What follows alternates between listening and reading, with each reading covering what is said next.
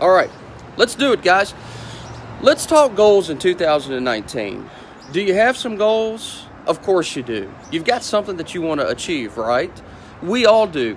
There is always something that happens this time of year where we look back at the last year, we reflect on it, and we say to ourselves, next year it's going to be different.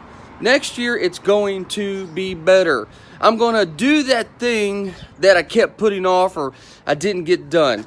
Well, this is going to be your year. This is going to be the year that you're going to make it happen. And what I want to do is I want to give you an acronym. It's an acronym that I like to use because it kind of helps me keep things in mind, all right? And the acronym is going to be called DRBBLE. Now, DRBBLE is going to be DRBL. It's just a 4-letter acronym, so it's not really a word, all right, but you're going to get to use it. Mark, what's up? Hey, buddy, I see you. I see you, Mark. So I'm going to lay out this DRBBLE acronym for you. It's very easy, very simple to understand. And then after the acronym, I'm going to talk about some ways where you can hit this goal. It's going to be a relatively quick one this morning, but it's going to be a powerful one, all right? So when it comes to goal setting, if you're going to dribble, it's going to be essentially 4 ideas on the same subject. So here's the first one, delusional. There are some goals that are delusional. I'll unpack that in a moment. Don't assume you know what that means fully. Delusional. Number 2 is there are some goals that are risky. Number 3, there are goals that are budgetable, or if you want to say it another way, they're baseline.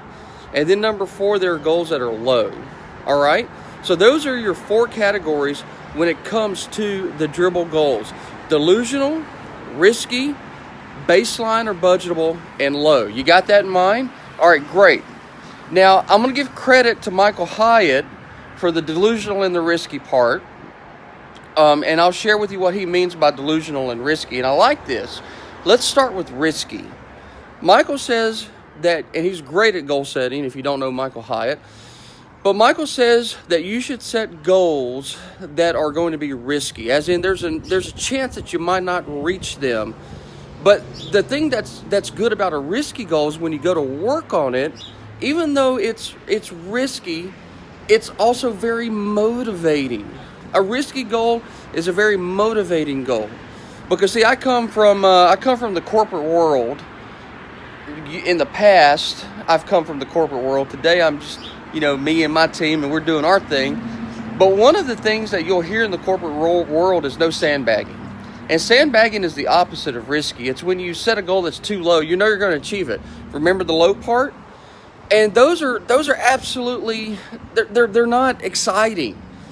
So when you set a risky goal, the thing that scares people in the corporate world about risky goals is, what if I don't achieve it and people are betting on me and I get fired because of it?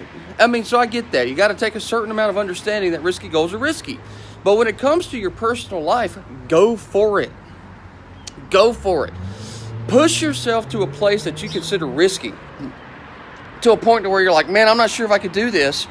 And if I didn't get 100% of this goal, but if I got like 70% of this goal, I'd be so much better. Risky. Now, let me go back to the D, delusional. And it's important that your goals are not delusional, because delusional means there's just no way on the planet you'd ever achieve it. You'll never even come close to it. It's absolutely delusional. It's ridiculous to think that you can do it. Because if you set a goal that's delusional and you can't see forward progress on it, eventually what you're going to do is you're going to quit. So a delusional goal is a deflating goal. It's not going to help you. How do you know if it's delusional? Talk to someone that knows you, that supports you, that wants the best for you. That'll help you out, all right?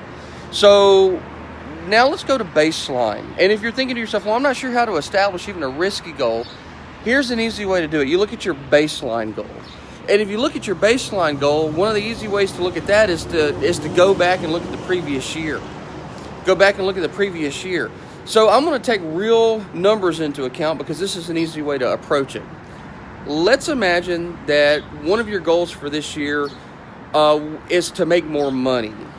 All right, very easy goal. It's something that we all have. We all want to make more money.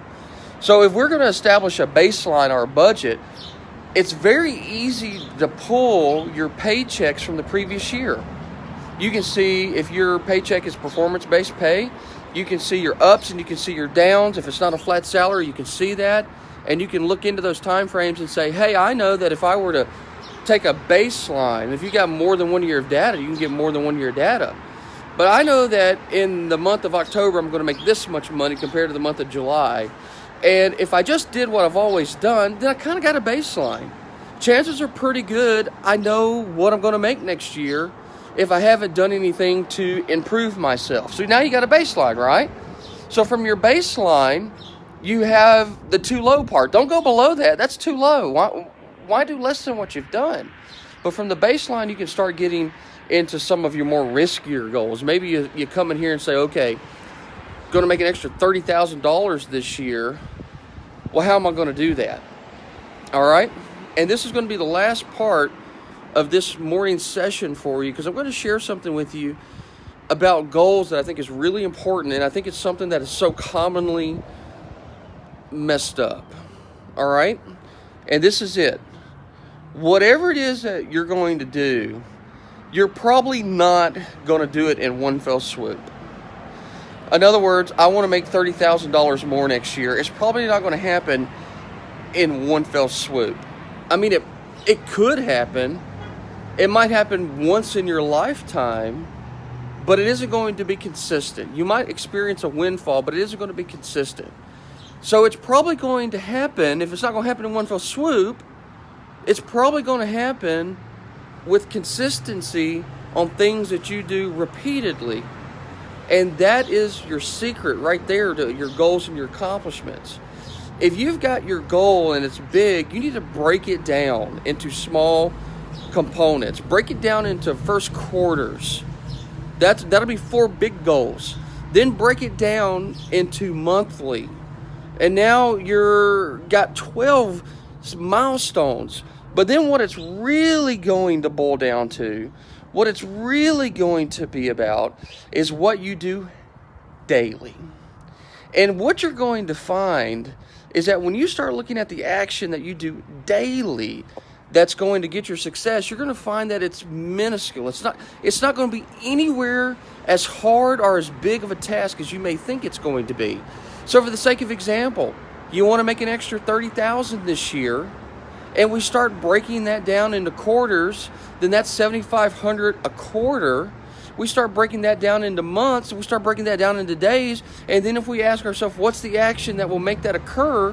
What you'll probably find is going to be something very, very simple, something that you can guarantee that you can do, like take 15 minutes of every morning and follow up on your opportunities that didn't close. That's an actionable, easy to do item where you say to yourself, 15 minutes of every morning, I'm going to follow up on clients that did not buy from me and see where they're at and see if I can convert them. Now, what you're going to find out within a short period of time is that 15 minutes enough? It may not be. But if you've never done that before, you'll have no idea. See, we're establishing a baseline on a particular action right now. But you start doing 15 minutes a day on follow-up calls, and you look back a week, and then you look back 2 weeks, and you commit to this action for a month. You look back a month and go, did I convert any? Don't give up on it. If you haven't converted, maybe you need to bump it to 20 minutes. But what's going to eventually happen is you watch your data, you're going to look back and go, I get it. If I do 15 minutes a day, then I get this outcome. And it's that little 15 minutes here, that little 20 minutes there that produces the big result over the long haul. It's not the big chunks, because the big chunks wear you out. By the way, check it out.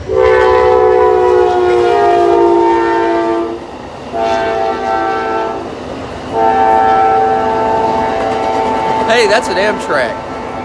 I wonder how many people that just went by on that Amtrak had set a little personal goal to take a train ride this year, because they've never done it before. That's something I've never done before. It's not really in my goal list. It's in my to-do neat list. So there you go, guys. It's going to be short. It's going to be fast this morning. And my primary thing that I'm going to land on for you here and it's the big takeaway for you is figure out what are the things that you want improvement on. Set those big goals, but then if you really want to make it easy for yourself, boil that down into what you can do consistently and daily, and start with 15-minute increments. Every single one of you can give your undivided attention to something for 15 minutes. Start with 15-minute increments. That's not much time in your day. It's really not. But do something that you're trying to build a habit on 15 minutes consistently every single day. And then a year from now, when you look up and you go, how much hours did I put into this task? Well, I guess I could do the math here. I've not. Some of you guys can do the math, but there's not 400 days in a year. There's 365, right? But you're going to be a little under 100 hours of focused, generated work on a singular goal. And guys, I promise you, you will be amazed at what those 95, 93 hours is going to do for your life. Even if it's just 15 minutes of walking, 15 minutes of reading, 15 minutes of outbound calling, 15 minutes of intense conversation with your family. You're going to be amazed at what it does for you. So give it the 15. That's my recommendation for you. Okay, that is it. I'm going to wrap this up. And guys, what I'd like to know is if you've got some goals for this year, drop them in the comments. I'm going to be cheering you on. I want you to accomplish all the things in life that you work for, that you're disciplined towards, that you've earned because you've worked hard. I want to support you in that. Guys, also do me a favor, hit the like button, hit the share button, do all those things. Let's get this message out there. Let's change some lives in 2019, and it starts with you. Okay, guys, you know what to do, right?